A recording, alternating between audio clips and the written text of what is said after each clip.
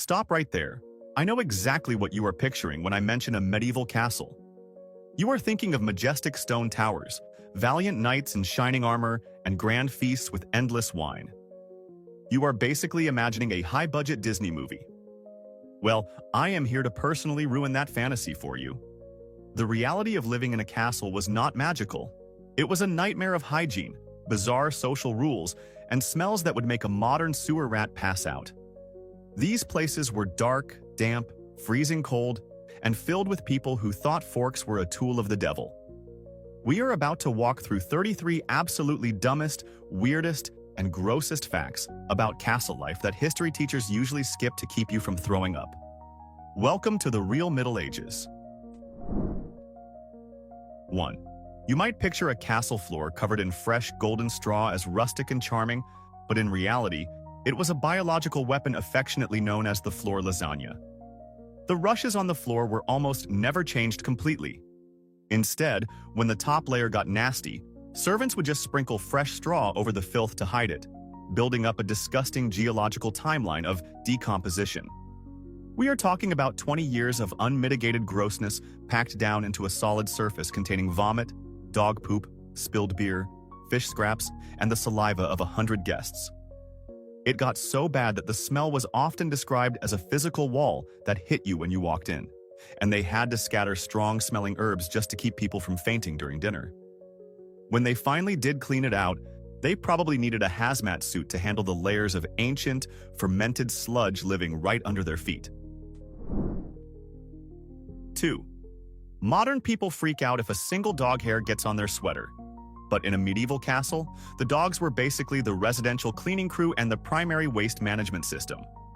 Since napkins were a luxury and throwing food away was a hassle, the standard dining etiquette was to simply sweep your bones, gristle, and grease right onto the floor for the pack of hunting hounds to devour.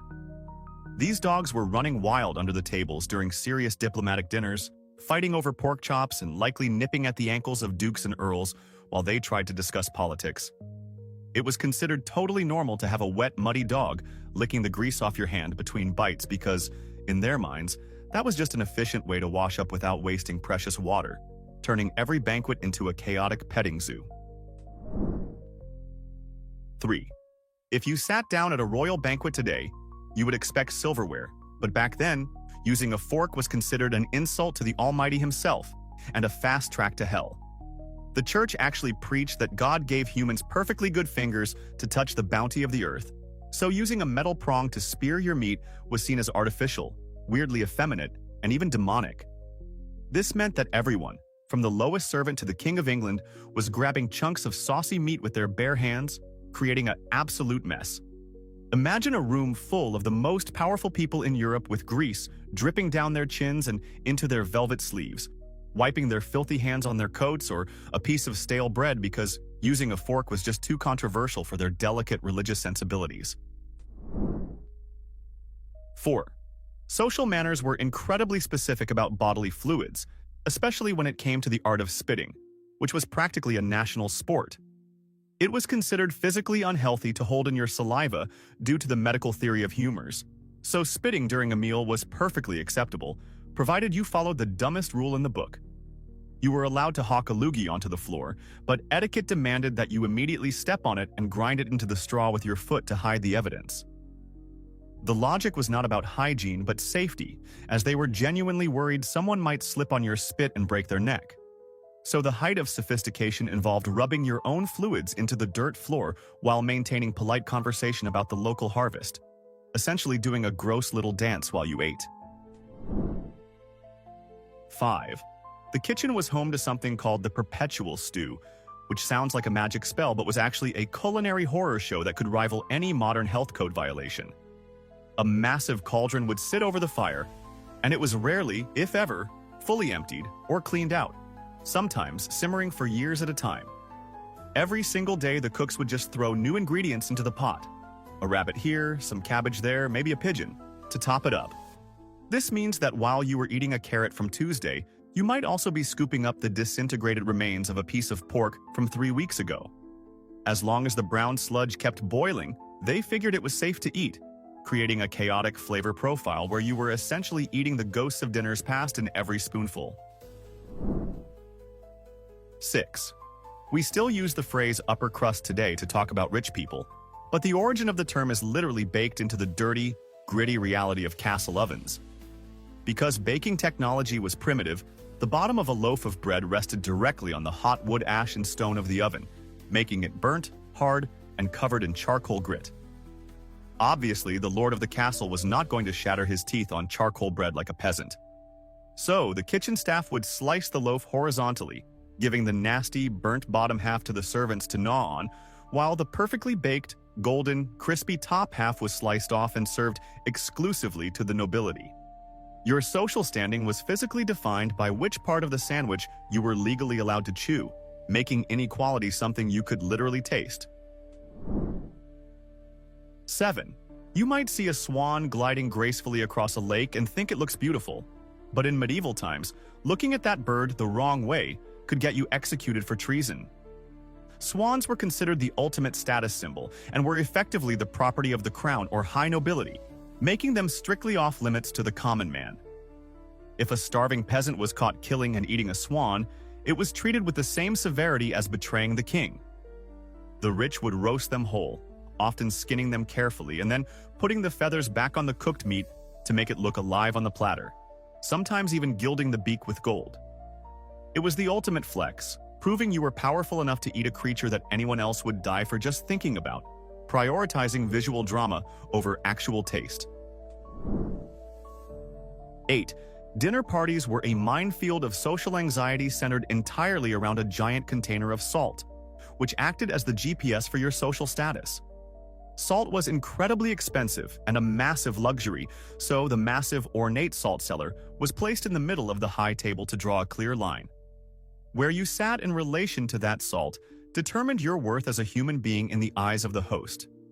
If you were important, you sat above the salt, near the head of the table in the good food. If you were a minor guest or a distant relative nobody liked, you sat below the salt at the far end of the table. It was a brutal, physical divider that let everyone in the room know exactly how much money and respect you had without anyone saying a single word, turning dinner into a public ranking system. 9. You probably imagine a castle bathroom as a private, dignified chamber, but it was actually a terrifying hole in the floor known as the garderobe. This was essentially a stone bench with a hole that opened directly into the empty air outside the castle wall. Gravity was the only flushing mechanism available, meaning the waste simply plummeted down the side of the magnificent stone structure, leaving long, brown, frozen streaks that everyone could see from miles away. The name garderobe actually means wardrobe, because people would hang their expensive clothes in the toilet shaft.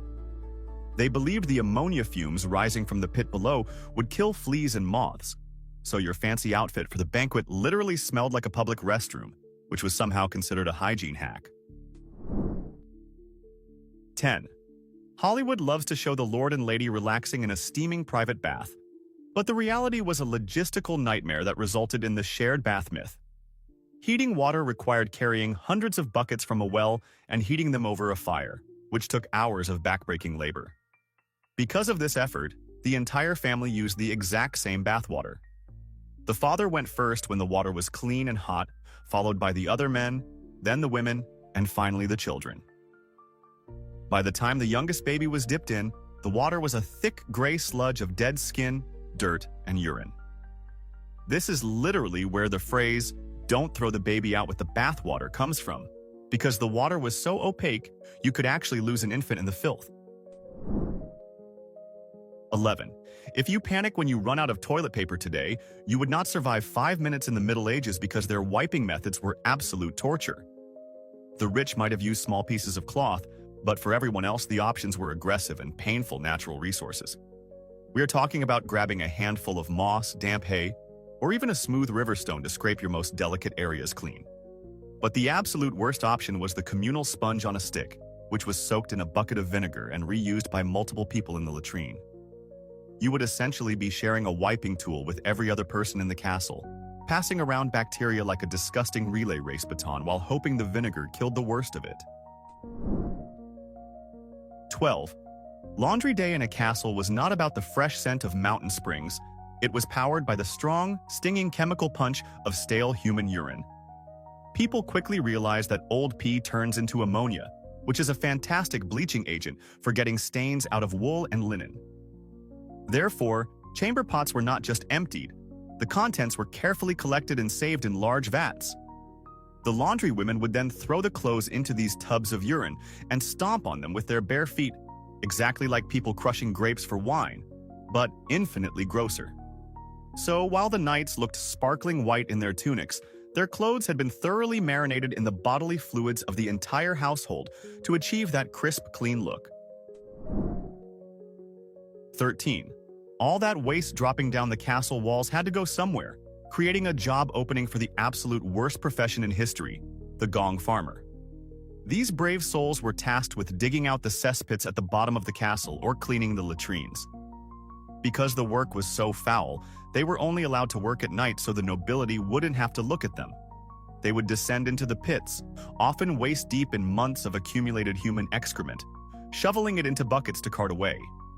The fumes were so toxic they could actually kill you, but strangely enough, it was one of the highest-paid jobs of the era. You were essentially a millionaire who smelled like death, living a life where swimming in poop was just another Tuesday at the office. 14. Movies always depict the castle moat as a beautiful, shimmering blue ring of water that reflects the towers, but in reality, it was basically an open-air septic tank. Since many of the castle toilets emptied directly into the moat, and people threw all their trash, dead animals, and kitchen slop into it, the water was a stagnant, bubbling swamp of disease. It was designed to stop enemies, and honestly, wading through neck-deep sewage is a pretty effective deterrent for any invading army.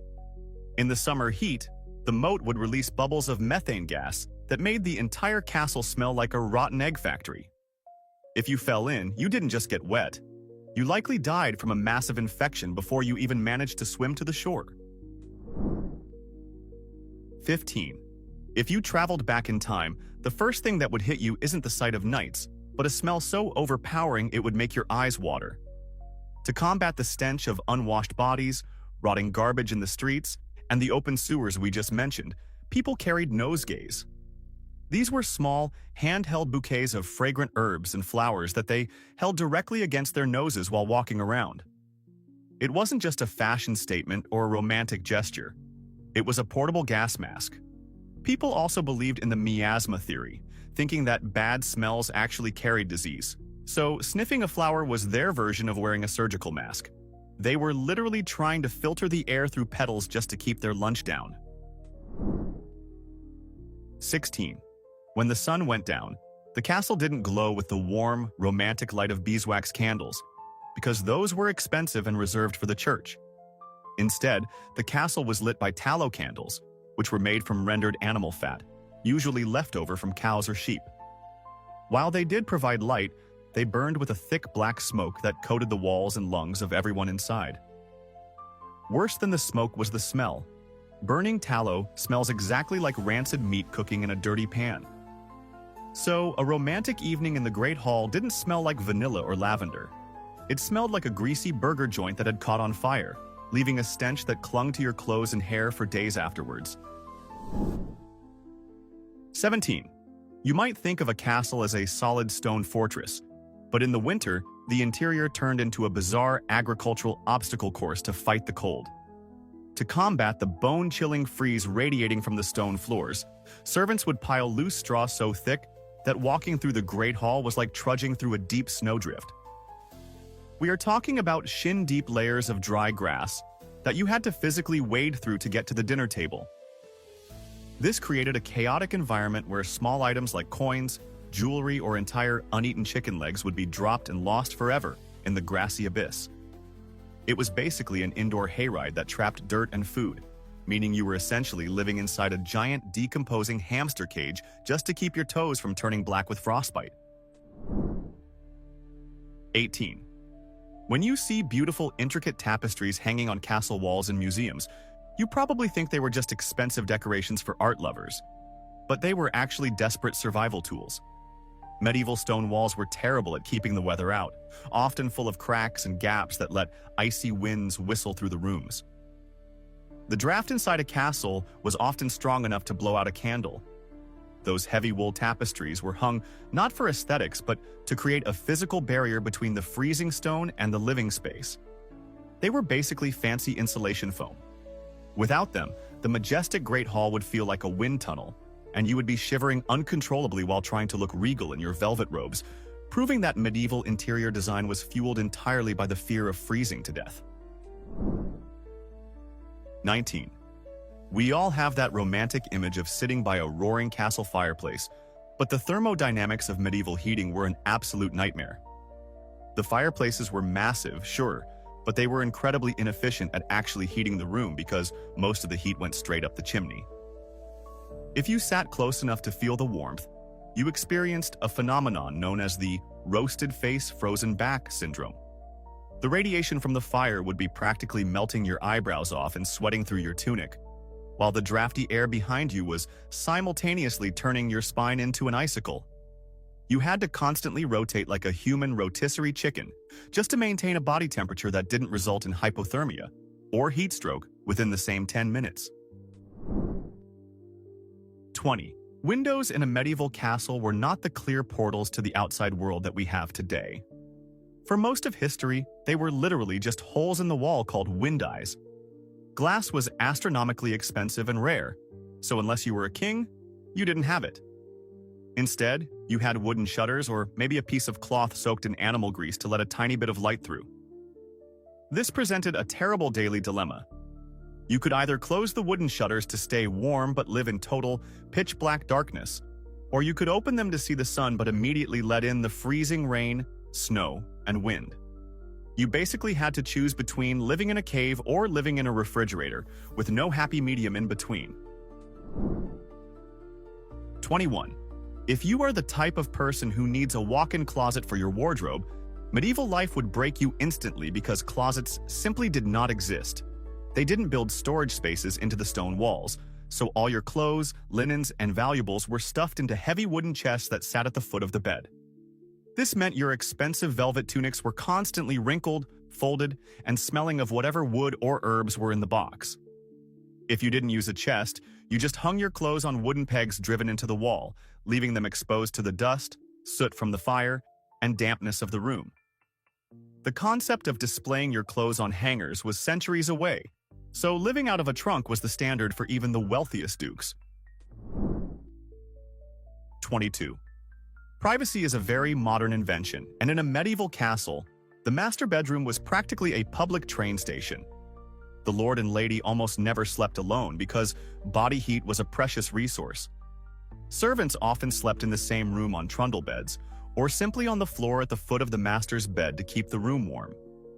In some cases, a favorite servant or a squire would actually sleep in the bed with the noble to act as a human hot water bottle. It was also a security measure. If an assassin came in, they had to trip over the valet first. So your intimate nighttime routine involved undressing and snoring in a pile of other people, completely erasing any chance of personal space. 23. If you looked at a medieval bed, you would notice mountains of pillows propped up against the headboard because nobody slept lying flat. There was a widespread and genuine superstition that lying perfectly horizontal was a posture reserved exclusively for the dead and corpses in coffins. People were terrified that if they lay flat, the blood would rush to their head and cause a stroke, or that devils might mistake them for a dead body and snatch their soul. As a result, everyone slept in a semi-upright seated position, practically dozing off while sitting up in bed. It looked incredibly uncomfortable, essentially like sleeping on a cheap airplane seat every single night of your life just to convince the Grim Reaper that you were still busy using your body. 24. We take for granted that we know exactly what we look like, but in the Middle Ages, seeing your own reflection was a rare and blurry event. High-quality glass mirrors with silver backing hadn't been invented yet. If you wanted to check your hair, you had to look into a piece of polished bronze, steel, or a basin of still water. These reflections were dark, distorted, and fuzzy at best. This means that most people, even the wealthy, went through their entire lives having only a vague idea of their own facial features. You could have a piece of spinach stuck in your teeth for 40 years and never know it, because your mirror was just a shiny metal plate that made you look like a funhouse distortion. 25. If you wandered into a castle room labeled The Buttery, you would probably get excited expecting to find mounds of delicious, yellow churned cream for your bread. But you would be totally wrong, and honestly, likely a little drunk. The word actually comes from the French bouteille, or the cask known as a butt, meaning this room was entirely dedicated to storing booze. It was the castle's liquor cabinet on steroids, stacked high with barrels of wine and ale. The man in charge, the butler, wasn't just a guy opening doors, he was the keeper of the alcohol, which made him arguably the most popular guy in the entire fortress. So, despite the tasty name, the Buttery was just a glorified warehouse for getting hammered, proving that medieval architects prioritized day drinking over dairy products. 26. Today, a curfew is what your parents gave you to keep you from partying too late. But in the Middle Ages, it was a government-mandated rule to stop you from burning the city down. The word literally comes from the French phrase couvre-feu, which translates to cover fire. At a specific time every night, a bell would ring, signaling everyone to physically cover their open fires with a metal lid or ash to dampen the flames while they slept. Since castles and towns were basically piles of dry wood and straw, leaving a fire burning unattended was a recipe for mass destruction. So, the original curfew wasn't about controlling your social life. It was a desperate safety protocol to ensure you didn't wake up to find your entire neighborhood reduced to a pile of smoking ash. 27. When we think of castle defenses, we picture boiling oil or arrows, but they had a much weirder biological weapon in their arsenal: weaponized bees. During a siege, when the enemy was banging at the gates, defenders would sometimes grab entire beehives from the castle gardens and hurl them over the walls onto the attackers below. Imagine trying to storm a fortress in heavy metal armor, unable to scratch an itch or run away fast, while thousands of angry, stinging insects swarm inside your helmet. It was primitive, chaotic, and terrifyingly effective. It brings a whole new meaning to the idea of a buzzing atmosphere, proving that medieval warfare was less about honor and more about throwing literal angry bugs at people until they ran away